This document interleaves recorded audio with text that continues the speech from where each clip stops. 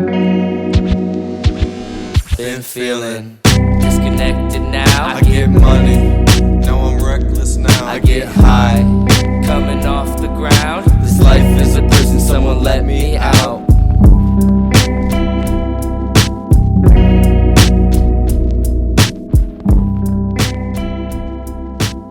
What is up, everybody? Thank you for tuning in to the Let's Start Dreaming podcast. I am your host, Carson McGregor. And I am your other host, Mikey Gianelli. And before we start, I just want to give a couple shout outs to some people that, mean a lot to me. I'd like to give a shout out to Rosie and Elena. I'd like to give a shout out to Lance Hart. They are some of my favorite people on Pornhub. They're doing great work. Lance Hart is really doing a lot for the strap-on community and the bisexual man community. Rosie and Elena, just great content. If you like good content, go check them out. Laz Fire and Lady Fire, they're a great couple. Lady Fire is great. Lady Fire works with a lot of other up and coming porn stars. Just really doing a lot of great things for that community, and I just want to shout them out. I had no clue who you were talking about until you said Pornhub, and that Lance Hart, man, Lance Hart, like that guy needs to get his own fucking show, because he is phenomenal. He's hilarious. He wears strap-ons.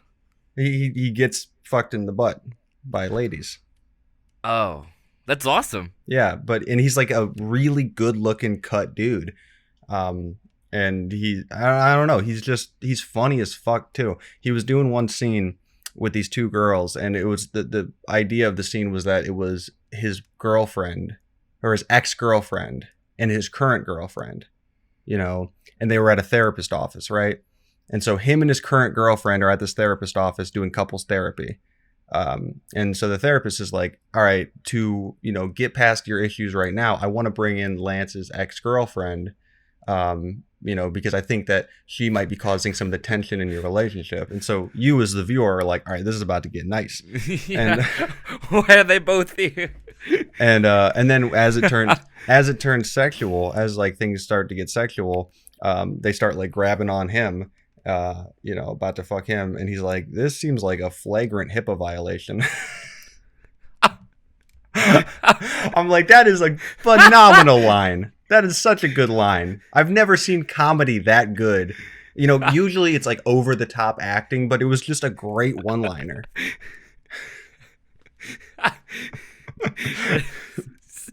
That's pretty great. I don't remember I don't watch porn that thoroughly, but I remember the last one I did watch that thoroughly.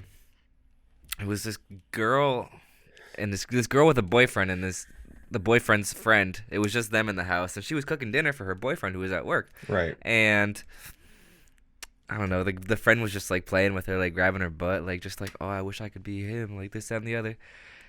And then she's chopping up onions. And they go from chopping up onions with their bare hands straight to upstairs. I don't recall seeing a cut, but I hope there was a cut. Because onion hands on the dick?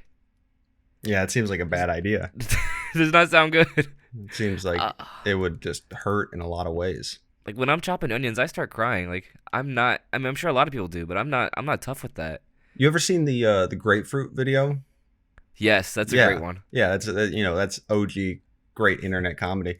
But if you're not familiar, the grapefruit video is this lady, and she's like, a sex coach or something, and she's talking to women being like, ladies, if you're trying to like get freaky with your man, this is a trick you got to try. It basically, you hollow out a grapefruit and like put a hole in the middle, and then you like put it on his dick and you go up and down with it while you're sucking his dick. And it's hilarious to watch her do it because she demonstrates and she makes a very funny noise with her throat. She goes ham on that shit. Yeah, she said like, it's hilarious. But she when I'm watching, I'm like, that is a woman that does not understand men. Because she's just thinking like men are crazy. So? Well, men are crazy. We like to do crazy shit, but citrus does not mix with the dick whatsoever. Does it not?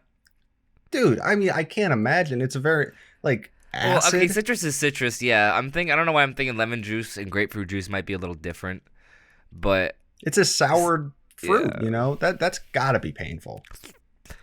That has got to be I'm painful. sure there's a lot more things you can do to get that pleasure. Although it was pretty creative. Although I never have grapefruits in my house, so like that would be so inconvenient. No, I like the I like the effort that she's putting in. But I think like a honeydew melon, that's more along the lines of what would work. But they're not gushy. You put it in the microwave. 3 seconds in the microwave, no longer, just to get it like warm, and then you have the whole cut out. Like you know what to do. Do you know this for facts? I'm just taking a guess. Trial and error. That does sound like I've been doing it my whole life. Yeah. All right, here's what you do. I'm gonna give you the manual on how to fuck a melon. Not that I've ever done it before.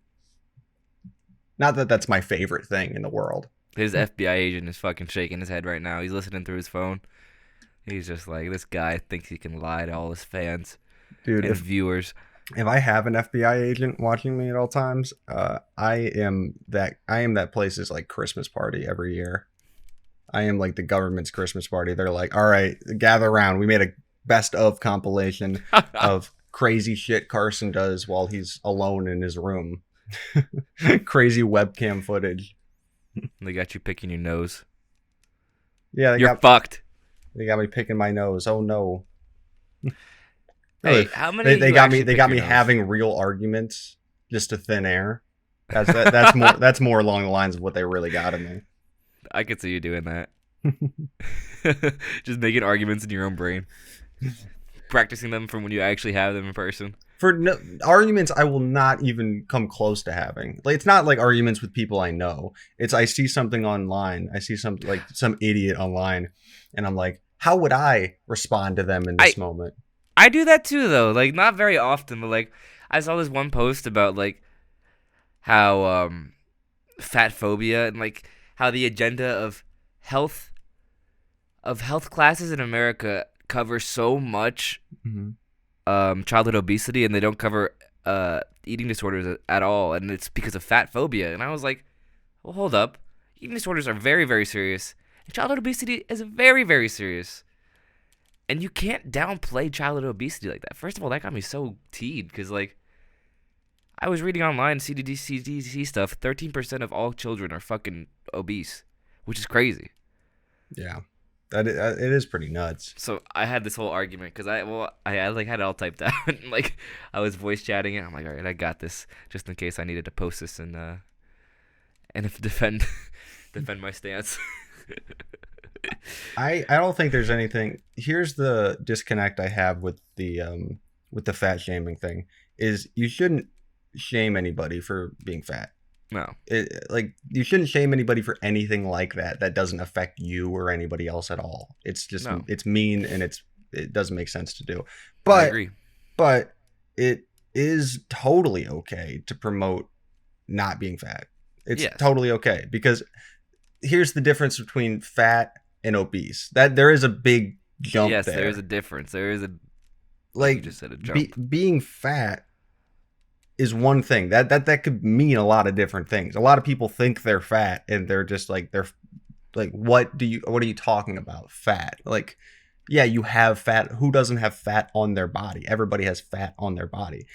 But people that are obese, that is an unhealthy lifestyle choice.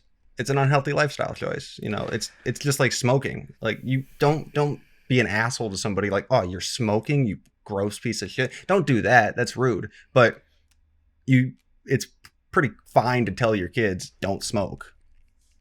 That's the thing that got me, is that I know obesity isn't a joke. I know the American lifestyle, the American way promotes this shit so much, from the media to culture, to pop culture, to everything. You see advertisements of McDonald's, Coke, Pepsi, any soda, any fast food restaurant, all day, every day. And we have suffered so much from this. Like, 13% of children are obese? That's not okay. They form addictions from eating this shit that is shoved down our throats. And then sometimes, they cannot control themselves. Like, food is addicting. Like, fucking fast food is addicting, whether it be because the food itself is addictive or the psychological actions of eating, because, eating is a thing that we can control. So, if I have lack control in my life, I'm gonna eat Popeyes all day because this is the one thing I can control. But yeah, no, to say that covering obesity in health class was fat phobia, that had me just. I was in disbelief. It is okay to bring that up though, that like health classes don't talk about other eating disorders. They don't. That's the thing. Eating disorders are deadly, and it's the same thing where you develop this habit.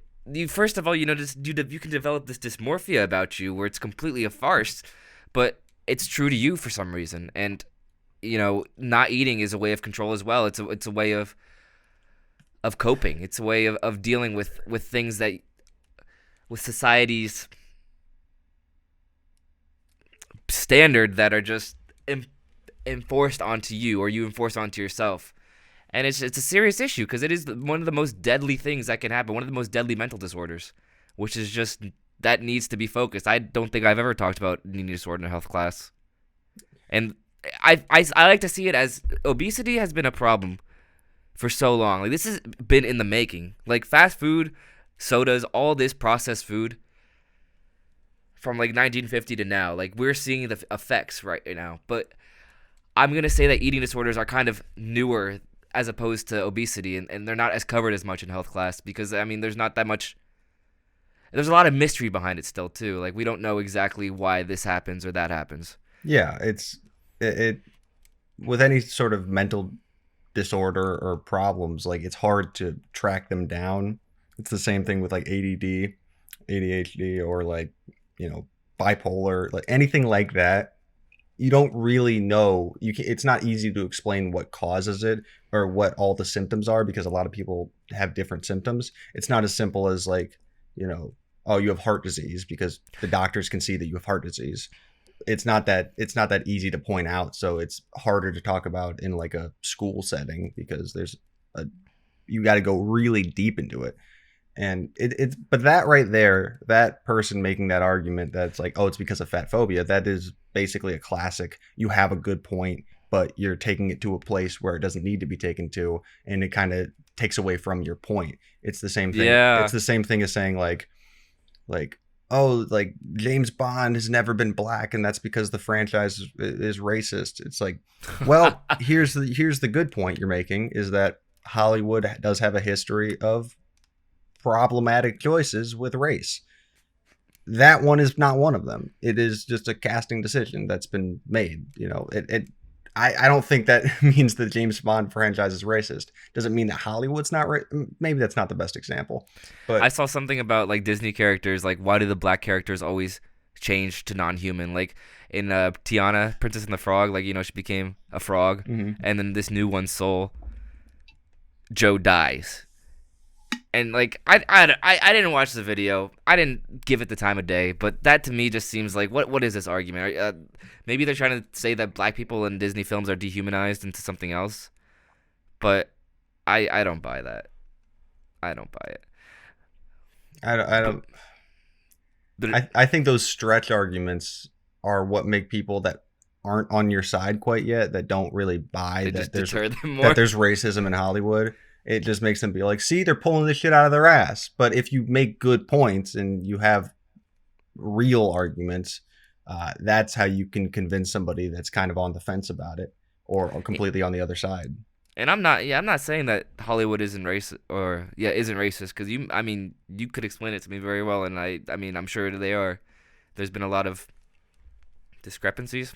Well, it's that leading men in Hollywood, leading men and leading women, but I mean that's a whole other issue. Is that a way higher percentage of movies historically have been about leading men, and that's why the whole thing about sexism in Hollywood comes up. Is that like there's not nearly as many movies about like women being the protagonist, and that is being adjusted as we speak. And it's the same thing with race. Is that there's not black characters or characters of color historically throughout Hollywood have been like the side characters, or they've been stereotypical, and they haven't been portrayed in a positive light a lot of the time. And so that's the problem with racism in Hollywood. It's basing things on stereotypes. It's not doing a whole lot of like fair casting.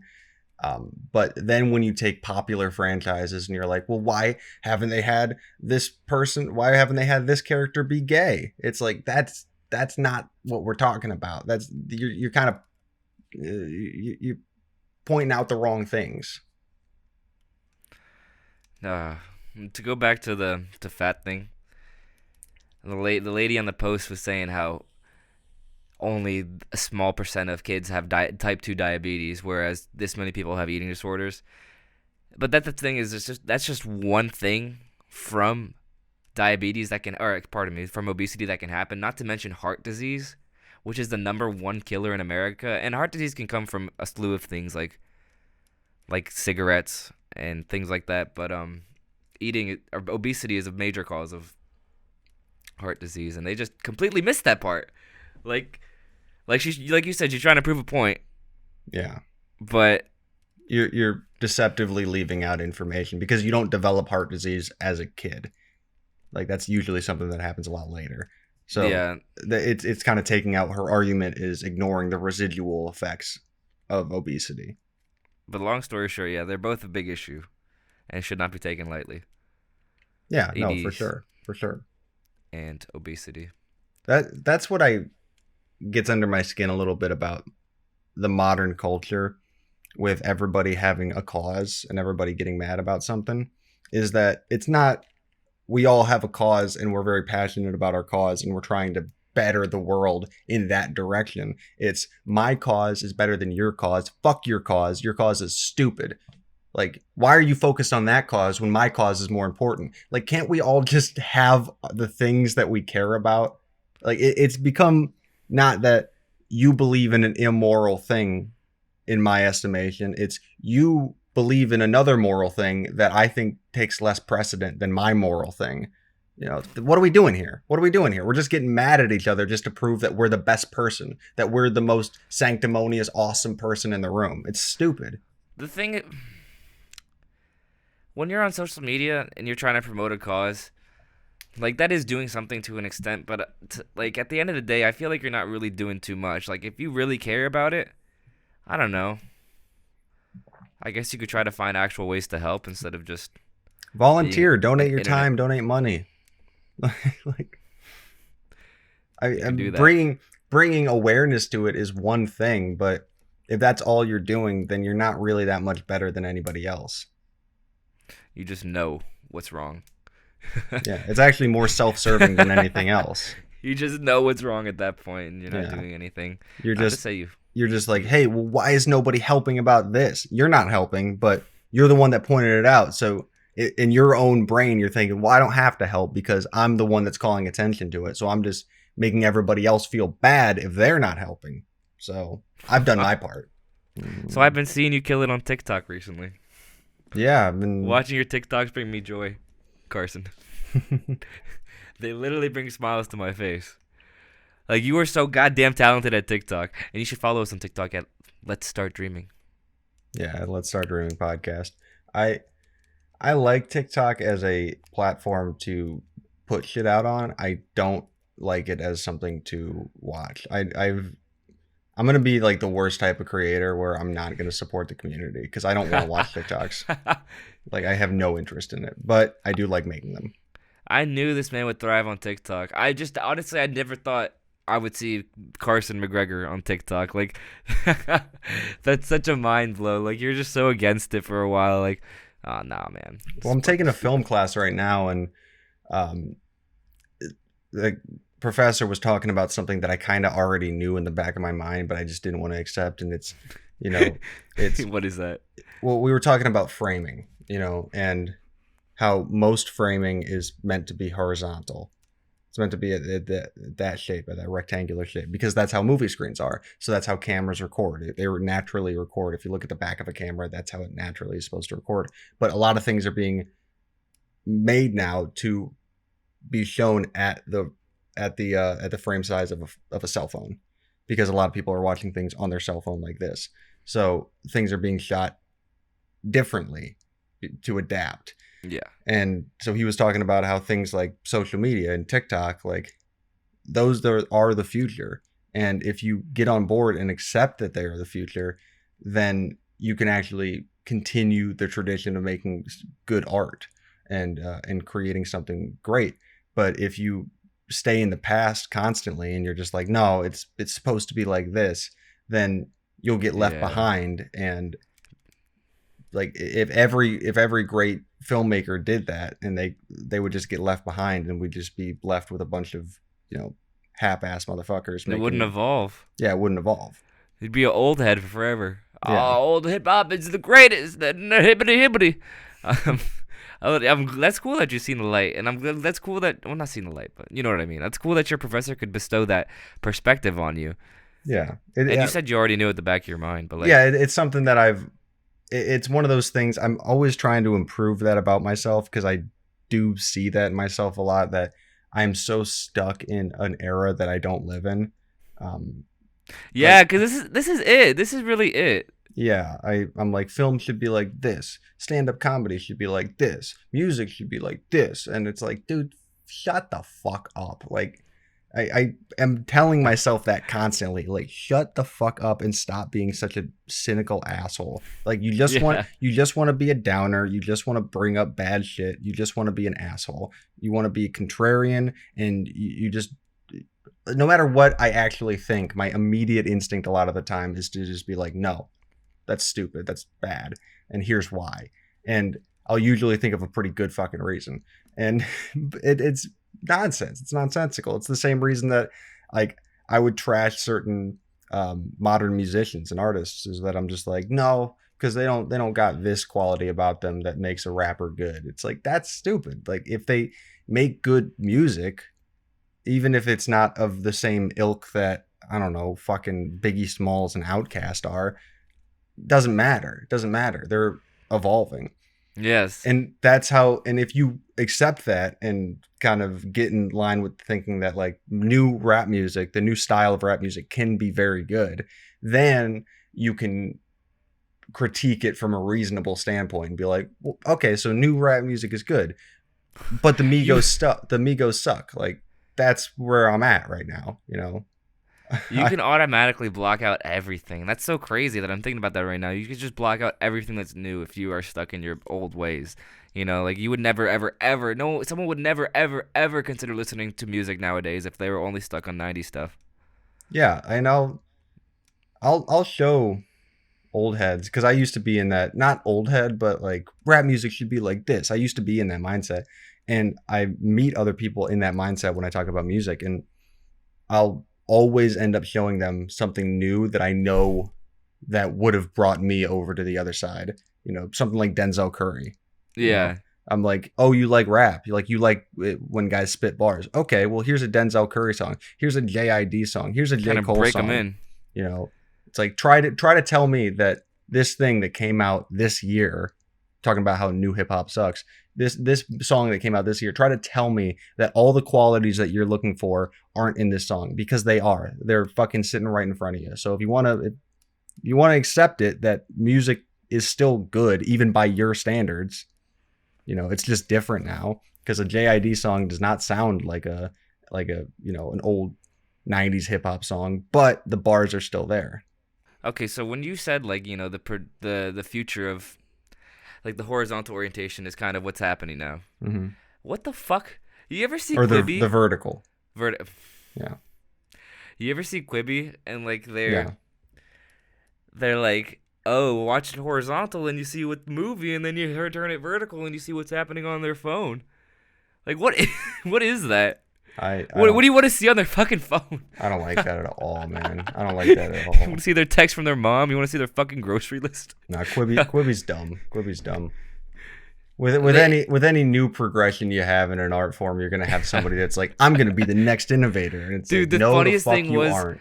they put so much money behind that shit. Some people were banking on Quibi, like, yo, Quibi, and then it just.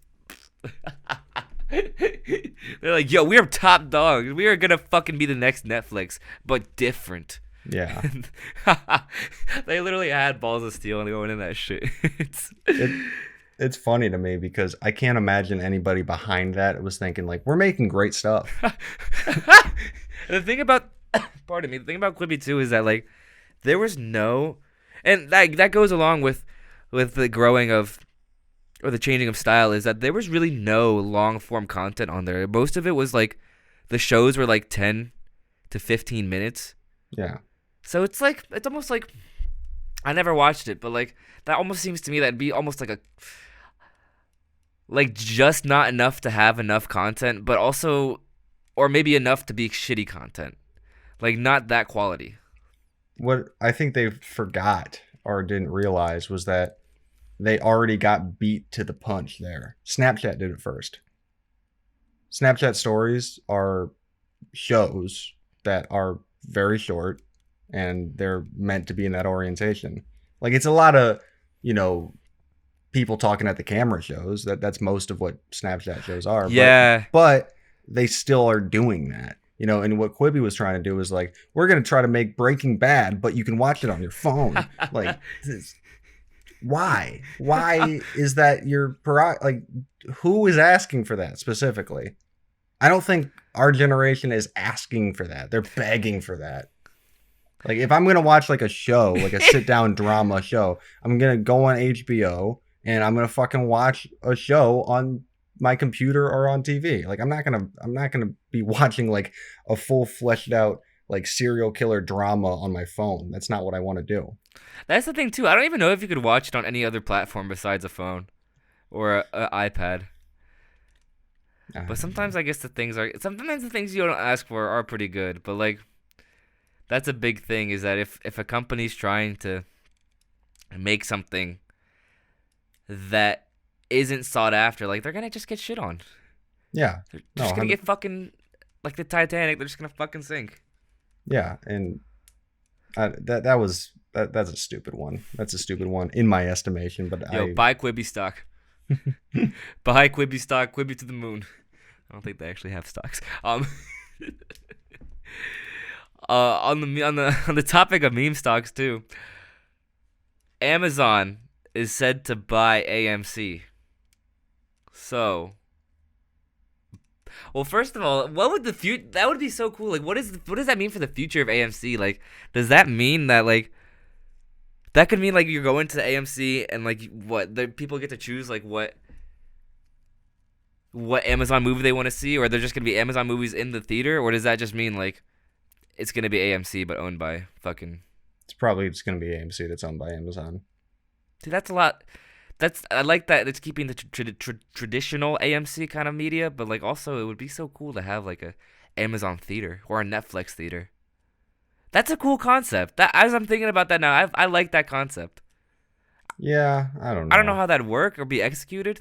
I mean, theaters already exist, so I would just, if I was Netflix, rather than making a Netflix theater, I would just get involved with a theater and be like, hey, show the movies that you're going to show anyway, but also show our movies. Like, do both. Yeah, that seems kind of productive of what I was saying. They literally brought the theater home. Yeah, like that's so now the they're trying to get out. Yeah, and people are already paying a monthly. Yeah, what are you gonna go like pay another $8 for admission to see something you can watch on your couch? It's stupid. You remember when Amazon was, or not Amazon? You remember when Netflix was the fucking mail service? No. Never. No. You never got Netflix mail? No. Or Netflix videos from the DVDs from mail? No, my family always either went to the theater or did on demand. You know, just buy a movie. You know, privileged. Check your privilege. Still have to pay for it. No, yeah. But no, Netflix was a monthly back then too. I've heard comedians talk about Bill Burr and Tom Segura were some of the first comedians, and Aziz Ansari were some of the first comedians to get on Netflix when it was still like not what it is today. Like nobody really knew about it, and they were talking about it like you wanted to get a Comedy Central special, you wanted to get an HBO special. Those were the big boys, but Netflix was kind of seen as a joke. So to sell your special to Netflix, you were kind of just being like, well, nobody else will buy it. I guess I'll sell it to Netflix. And then Netflix pops. And they all of a sudden, a guy like Tom Segura, who was not a household name whatsoever. Nobody knew who that guy was.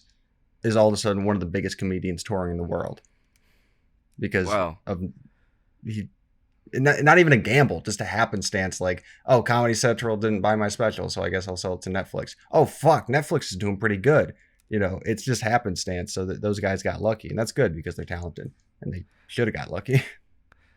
That's really cool. Like how the whole platform has changed like that. Like, and then streaming just did them everything. Yeah, Netflix did a lot for stand up because stand up was it had a boom in the 80s and 90s. There was a big boom in stand up. Like, people really gave a shit about stand up, and stand up comedians were huge. And then it took a huge dip for a long time. And then we are in the golden age of stand up currently. You'd have to go out of your way to see a comedy show like that, though. If I'm not, I mean, they probably had them on TV back in the '80s too. But like, Yeah, when you're on Netflix, it's the one hub there, so it's people can get recommended it. Like, I could watch a murder show. I would never watch murder shows, but like, it's all there, so I could. yeah. But well, that's how it used to be with stand up specifically, and with a lot of these other mediums like acting. You had to get in bed with a giant company who was established. So if you were a stand-up comedian, you had to be doing arenas in order to get an HBO special. You had to be George Carlin. You had to be Jerry Seinfeld. You had to be Andrew Dice Clay. But today, with the streaming and Netflix and the amount of people watching comedy specials on demand, like, any fucking person can get. Donald Glover got a special.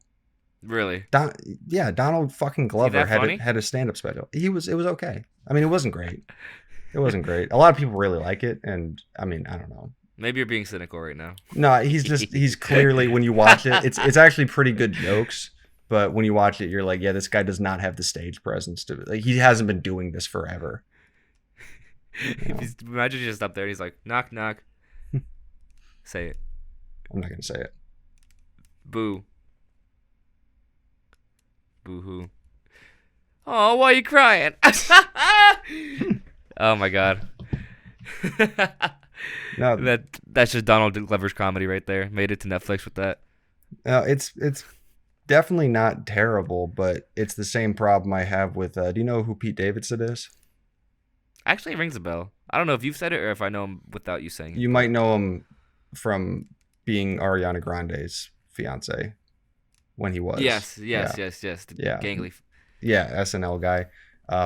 He's like 23, like, he's very young, and he's had 2 stand-up comedy specials, and he's very funny. Like, I like Pete Davidson's comedy, and I do think he's funny, but I worry about a guy like that getting that big so young, because he's so goddamn funny right now that I can see him when he's 35 being fucking unstoppable as a comedian. And the reason it worries me is because if you get that big that young, people might stop paying attention to you because you're not at your peak yet. You're not really at where you could be yet. You're very funny, but people could get sick of you pretty easily because they're like, well, he's not that fucking funny. And he's definitely on the trajectory to becoming that fucking funny. If you get famous for anything, for, making music, for telling jokes, for acting, and you're not, and you're famous before you're ready, that could be a curse more than it's a blessing. I definitely feel like it could be like a motivator though too. Like, okay, well, I have all this now. 100%. I can't let him down. I need to do it. I need to go above and beyond, and it'll help them. But I know it seems like a double-edged sword too, the way you put it. Yeah, no, it definitely, for a lot of guys, it can be a motivating factor where they have to live up to this hype now, so they work their asses stressful off. too, though. Actually, yeah, no, it's like ripping your hair out stress. Yeah, but I think that the struggle of working day in, day out with no recognition in any art form is what builds up that armor that once you make it, once you're there, you're there. And you're like, I already have the work ethic to make this happen, and I already have the skill to stay consistent. But if you're young and you're kind of just, and you got famous on a fluke where people saw a lot of potential in you, and then you are still going through your creative process of figuring out who you are, Lil Xan. I don't think Lil Xan is a super good example because I don't think that guy is going to be awesome at 35. Rap is a little rap is so different actually now that I think about it because youth is a big commodity. You know, some guys will blow up later and it's better for them because they've, you know, mastered their craft, but I in hip hop like being 17 is not a disqualifying factor. It's actually a good thing. I feel like if I blew up, I'd be right on par with those 18-year-olds, 17-year-olds, 16-year-olds, 19-year-olds. I look like I'm fucking 12 sometimes. Yeah, I don't know. I think you look your age. I used to get that a lot where people would say like, "Oh, you look so young," and like now that I'm like fucking getting older and looking like a fucking old fuck, I forget that I do look like my age sometimes. When I was at work the other day, I'm working at a new pizza place now, and I was talking to this guy. I met him for the first time, and it's hard to tell how old people are at a new job, especially like that, because you expect a lot of them to be young, but you don't know. They could be high school age and they could be in their 30s. Like, you have no idea. So he was talking to me and he's like, "How old are you, man?" And I was like, "I'm 21. He said, "Oh, dude, I thought you were in high school." Really? Yeah. Dude, age is so weird. I'm usually good at guessing ages, but like some people just seem so much older than to me. Like Mr. Beast. I Yeah. would think maybe he's like 26, 27, 25 at least. Yeah, but he's I like don't know, 22. He seems big. He seems just like put together. Yeah, he has that vibe of an older guy, of like a slightly older dude, not like in the early 20s. You know, I see like Snapchat stories of like us in like high school, 18-year-old when we were 18, and I thought we were so grown back then, but we look like fucking babies. Yeah, and like well, that's also you looking at yourself and seeing how you've progressed. I'm sure if we looked at Mr. Beast when he's actually 30, we're gonna be like, man, we thought he looked old before. Like, he actually looks like 30 now. Like, he definitely looked young before. But I don't know how old I'd guess you were. Like, I know you too well now. I think the way you look, I don't even know. You look your age to me. Yeah, I think I look 21. We're short though. That's the thing. We're really short. Yeah, we're short boys. All you ladies that are just like dying to get after us, I mean, pump the brakes for a second because we are short. And we have those millimeter Peters. We know how to use them. Yeah. We know how to use them by ourselves. Experts. If you're a tall girl out there, please let me get with you, mommy. I really want to get with a tall girl so badly. I don't know why. Like, I just want to look up at her. Like, I just want to be like, damn, like your kahunas are like up here. I've been with a couple girls that are taller than me, and I love it. I love it. Oh my god! Like, I don't know why. I just do. Like, oh, I saw this girl who's like 7 foot on TikTok. I was like, me, come over here. Let me slide in your DMs. Damn. It's just like I'm so short too. Like, it's such a difference. And you know, tall girls or girls. It's a lot of societal thing where girls can't get with guys shorter than them. Fuck that shit, yo. I'm the shit, mommy. If you want to get with me, you should have no shame with that, because I am Mikey, and I'm the fucking best. No, I don't. Yeah, that's definitely a weird standard that doesn't really make a whole bunch of sense to me. But then again, I'm a short guy, so I'm technically average height, but I'll say I'm short. Fuck you. You're like at least an inch taller than me, aren't you? I think so. 5'6". I'm 5'6.5". No, you're not. I'm 5'6", but I'll still fuck your bitch. I'm 5'9" on the money. Like, you are not. I'm 5'9". I'm definitely 5'9". Okay, well then I'm 5'6". There was some difference. Well, shit. I guess I'm taller than you than I thought. Yeah, I guess you are too. I thought you were like my height. Shit. Yeah, you are a short boy. Man. Oh man. But yeah, all those mommies, come hit me up, please. Please. Honestly, come hit us up. Come hit us up. If you're like 6'7", if you're a WNBA player, like we want you. We want you. We are coming after you. And I think that'll do it for us on the podcast here today. I think so too. Make sure to subscribe or follow. It's follow on TikTok. To follow our TikTok at the Let's Start Dreaming podcast. Follow us on Instagram at Wade and Low Key. Follow us individually on Instagram. Mikey is at MikeyLG. I am at the Colossus of Clout. And Mikey, go ahead and plug your shirts. I did not drop them last Friday as I said I would because there's a lot more to running a business than I thought. So I'm doing all my banking, licensing, tax, all this shit before I get it open. So sometime in March, I think the first week of March, probably March 6th, which is the first Friday, it will be out. But I'm very excited to let you know that I am doing this. Woke LLC is a real thing, and I am the sole proprietor, the sole owner.